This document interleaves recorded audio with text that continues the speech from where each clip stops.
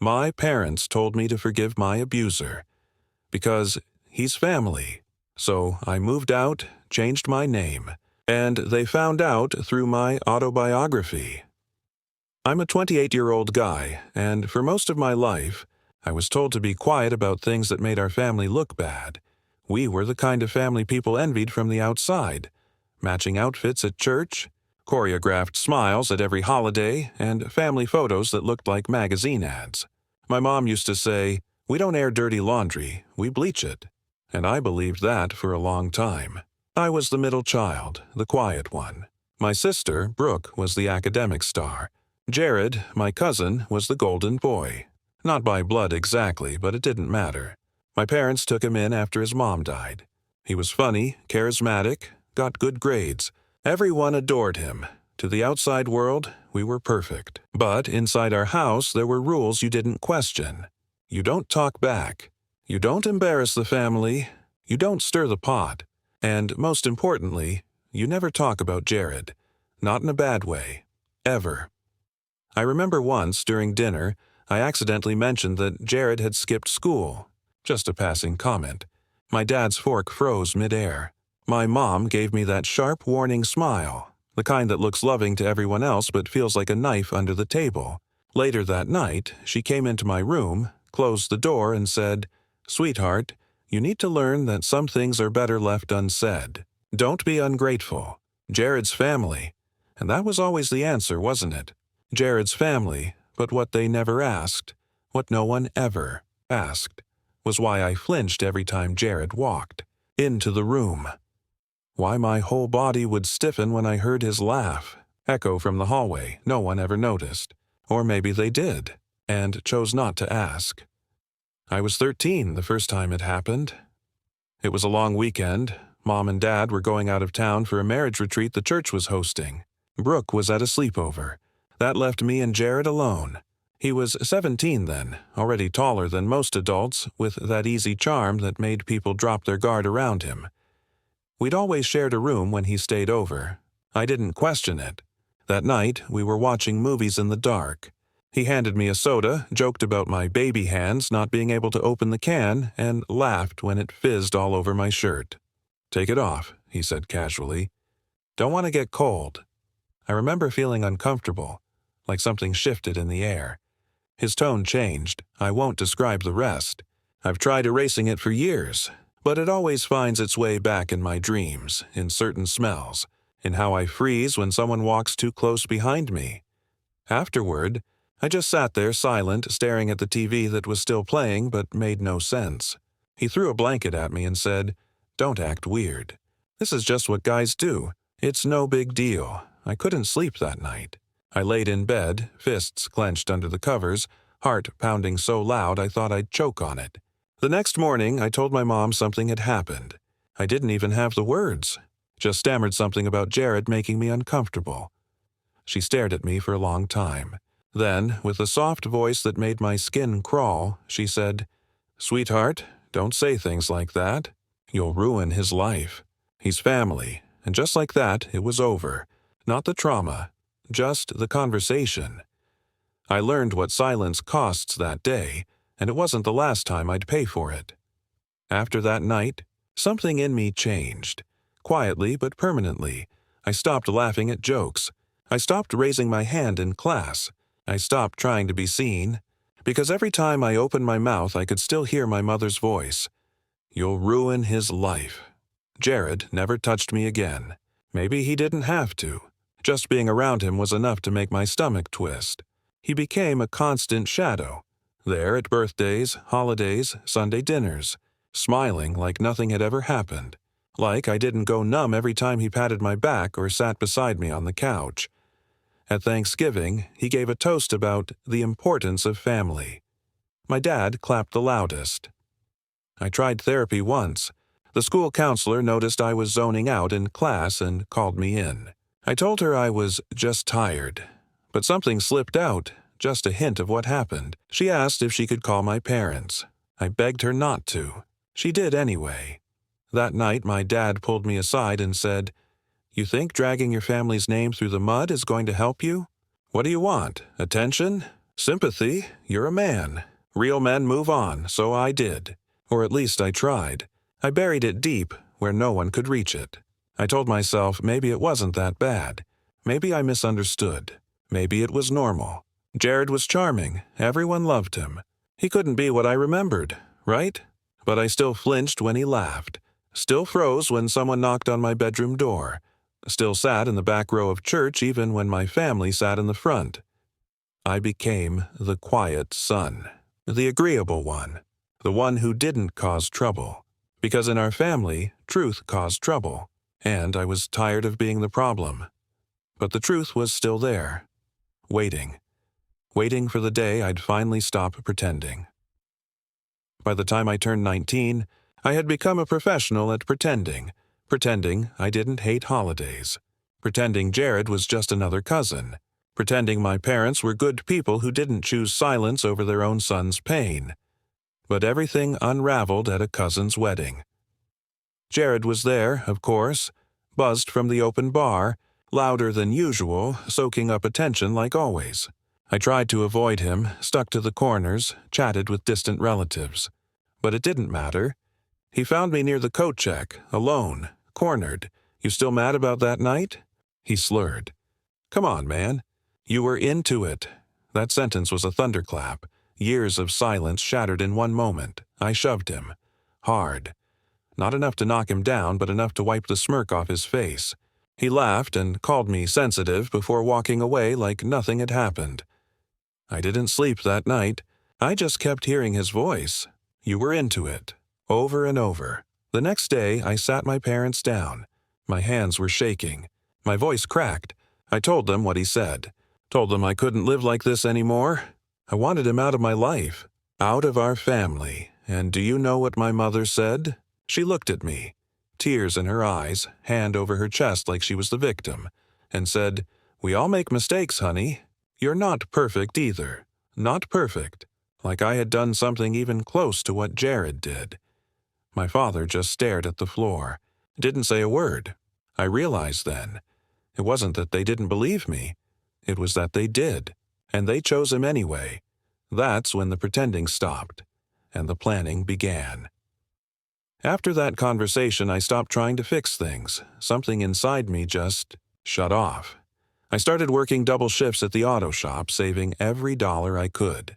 My parents thought I was finally taking responsibility. In reality, I was building my exit fund. I couldn't breathe in that house anymore. Every hallway, every family photo felt like a lie I was being forced to worship. I researched everything in secret. How to legally change your name, how to transfer college credits out of state, how to disappear without triggering a missing persons report. I even bought a prepaid phone and created an alias online. For the first time, I wasn't running away from Jared. I was running toward myself. One night, I stayed up late reading survivor forums. People who'd been through things like me, people who didn't get the apology or the justice but learned to build peace anyway. One post said, "Leaving doesn't make you heartless. Staying silent does." That line stuck. It became my fuel. By 22, I had enough saved to move 3 states away. I waited until my parents were on another church retreat, the same kind they'd left me on years ago, and packed everything that mattered into a single duffel bag. My birth certificate, my savings, my journal, a few clothes. Before I left, I wrote a note and placed it on the kitchen counter. It said simply, "Don't look for me. I'm finally choosing myself." Then I walked out, locked the door, and didn't look back. The first breath of air outside that house felt different. Heavier, colder, but real. For the first time, I wasn't the quiet son. I was just me. But even freedom has ghosts, and mine wasn't done haunting me yet. 3 months after I left, I got an email from an unknown address. The subject line just said, "You're not crazy." I almost deleted it. Spam, I thought. But something made me open it. The message was short. Only a few lines. I saw it too. I was 12. Mom told me to forget it. "I'm so sorry." My hands went cold. It was signed, Brooke. I stared at the screen for a long time, my chest tightening until it hurt. I'd spent years thinking I was the only one, that maybe I'd imagined it, exaggerated it, twisted it in my head. But she had seen it. She knew. All this time, we started emailing back and forth, slowly, cautiously. She said she caught Jared coming out of my room that night, saw the look on my face, and went straight to Mom. Mom told her, "You must have misunderstood. Don't ever bring that up again." She was scared, so she buried it. And when I tried to talk about it years later, she stayed quiet too. "I thought you were over it," she wrote once. "Mom said you were fine. I didn't know how to respond." How do you explain to someone that silence can hurt more than the act itself? I asked why she was reaching out now. She said she found my new number through a mutual friend and had been debating for months. "You don't deserve to carry it alone," she said. "But please, don't tell them we talked. They'll hate me." That night, I sat in my tiny apartment staring at the blinking cursor in our chat box. For the first time in my life, someone from my family finally said, "I believe you." But her secret came with a cost. If she knew, then my parents definitely did too. After Brooke's message, something inside me hardened. Not with anger, but with clarity. They all knew. My parents, my sister, maybe even a few aunts and uncles. They didn't forget. They just chose to pretend. That was the moment I stopped trying to be their son. I filed for a legal name change 2 weeks later. It took some paperwork, 2 phone calls, and 1 court appearance where I had to say, under oath, that I wasn't doing it to escape debt or criminal charges. "Just starting over," I said. The clerk nodded, like she'd heard that 1,000 times before. I picked a name no one in my family would recognize. No initials, no connection, nothing traceable. I even changed my middle name. It felt like shedding a skin I never asked to wear. With my new name came a new life. I got a job at a local bookstore, enrolled in night classes under my new identity, and started writing. Not just journaling, writing. It began as scraps, paragraphs of pain, blurry memories, dialogues I wished I'd said out loud, then scenes, then chapters. Writing became my therapy, my weapon, my way of reclaiming the story they buried. I wasn't trying to get revenge at first. I just wanted to bleed out the poison. But somewhere along the way, I realized something. If I could make one other person feel less alone, maybe all those years wouldn't be wasted. So I did what no one in my family ever dared to do. I told the truth, not in a courtroom, not in a family meeting, but in a manuscript I quietly self-published at 26 under a pseudonym, a story about a boy forced to forgive what should never be forgiven, and, once the world read it, my family's silence would never be enough to bury it again. At first, nothing happened. I uploaded the book on a self-publishing platform, priced it cheap, and posted about it anonymously in a few Reddit threads and survivor forums. I didn't even tell Brooke. I just wanted it to exist, to breathe in the world outside my head. Then, one night, I noticed something strange. The sales jumped from 3 to 87 in a single day. The next day, it was over 300. Someone had shared it on TikTok. Some trauma therapist with a huge following read an excerpt and said, "If you've ever been silenced by your family, read this." I watched in real time as strangers started quoting lines I wrote at 2 a.m. while crying on my kitchen floor. He said I'd ruin his life by speaking. He never asked about the life he ruined by staying silent. That one blew up. The comment sections exploded. People tagging friends, saying, "This is your story," or "This broke me in the best way." A woman messaged me saying she read it with her teenage son, and for the first time, he talked. I sat there staring at the message for 10 minutes, hands shaking. But joy wasn't the only thing knocking. That night, Brooke texted me. No greeting, no build-up. Just, they know. And they're furious. Apparently, someone from our extended family had recognized a few too specific details. The church, the family layout, Jared's role. The kind of stuff that only feels generic until someone puts the pieces together. My stomach dropped. I had always thought I was ready for this. But hearing they actually knew, that made it real. Dangerous. I asked Brooke if they were going to come after me legally. Her response, "No, that would mean admitting the story is true." And just like that, their silence finally started to crack. A week after Brooke's message, I got an email from my parents. No subject line, just 3 paragraphs of carefully worded rage. "We are shocked and devastated that you would twist our family history into something so malicious. We raised you better than this. You've broken your mother's heart. We pray you come to your senses before it's too late." No mention of Jared. No question of truth. Just the same old tone. How could you do this to us? Like I was the one who caused the damage. I didn't reply, but the next morning, my voicemail had a new message, from a number I didn't recognize. It was him. Jared, slurring his words, trying to sound amused but laced with venom. "Nice little story you made up. You think people care about this shit? You're still the same weak little freak. Go ahead, keep crying online. See where that gets you." My knees gave out. I sat down on the kitchen floor, shaking, breath caught in my throat. Hearing his voice again, it was like being 13 all over. But this time, there was something different. I wasn't trapped.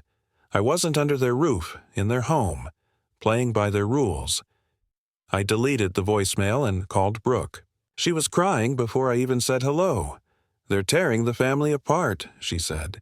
"Some people believe you. Others are calling you a liar." Aunt Lisa posted a Bible quote about false witnesses on Facebook. It's a mess. I expected to feel guilty, maybe even scared, but I didn't. Because that night I got a message from a reader, a man in his 40s. He wrote, "Your book helped me say something I've held in for 30 years. Thank you." That was the moment I understood. I didn't just tell my truth. I gave other people permission to tell theirs, and that scared my family more than anything. I thought things had peaked. I was wrong. The real storm started 2 days later when someone sent me screenshots from Facebook. There it was, my mother's status update. Some people will twist stories for attention. "We've always been a loving family, even when others chose to walk away. Pray for them. No names, just venom." Then came the comments. Cousins I hadn't spoken to in years chiming in with, "You've always been so strong, Aunt Sarah." And, "Don't let liars destroy your peace." A few even reposted my book link with mocking captions. Apparently, we're all villains now. Should have gotten a Netflix deal. It was surreal, watching my trauma become a trending topic in my own bloodline. One message stood out. A cousin I'd been close with once, before everything, sent me a screenshot of the family group chat. My dad had typed, "He's dead to us. Let the world have him." That hit harder than I thought it would. Even after everything, part of me still held on to the hope that they'd at least pause, reflect, maybe even reach out with something resembling compassion. Instead, they buried me under their reputation. I didn't eat for a day, didn't write, didn't sleep.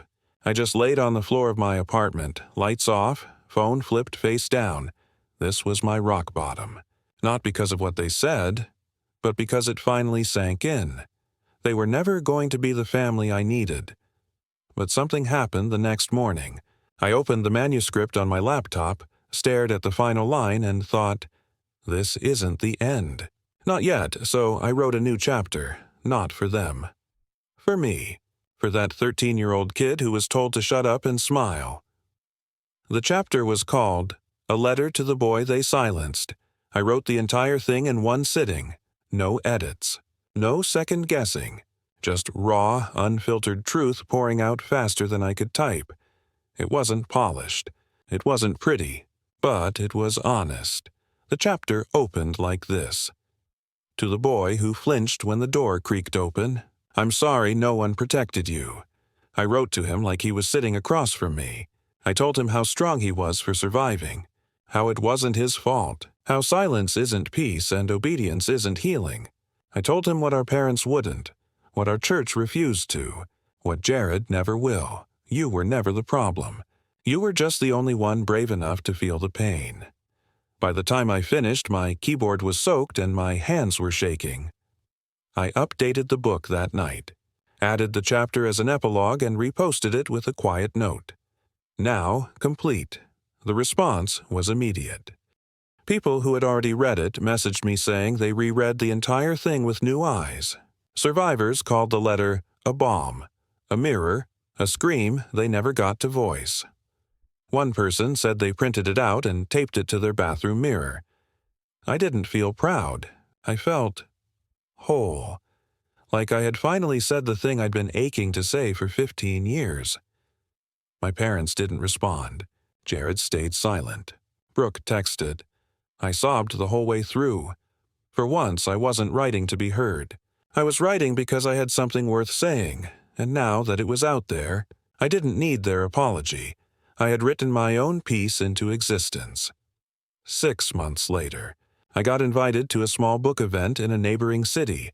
An indie bookstore was hosting a night for self-published authors whose work had impacted the survivor community. They didn't know my real name, just the pen name I'd used for the book. I almost didn't go. I was scared someone might recognize me, or worse, that no one would. But I went. The store was warm and quiet, string lights hanging across the ceiling, the scent of old paper and cinnamon tea in the air. I wore a hoodie and a ball cap, kept my head down, sat at the signing table like a ghost. People started coming up, some teary-eyed, some shaking my hand in silence, some saying only, "Thank you." And then she came, a woman in her late 30s holding a worn, bent copy of my book with sticky notes and underlines on almost every page. Her hands trembled as she handed it over. Can you sign it to my son?" She asked. "Of course," I said, uncapping my pen. "What's his name?" "Daniel," she whispered. "He's 15. He was assaulted by someone we trusted. He hasn't spoken about it in months. But then I gave him your book. And last night he came into my room and cried in my arms." I stared at the page, unable to speak. She added, "He wanted me to tell you. He doesn't feel broken anymore." I signed it. To Daniel. You are not alone. Keep going. No last name. No identity. Just that single letter. As she walked away, I realized something. My family still didn't know where I lived. Still hadn't seen my face. Still hadn't heard my voice. But my story. My story had become louder than their silence ever was. And that was enough. That was everything.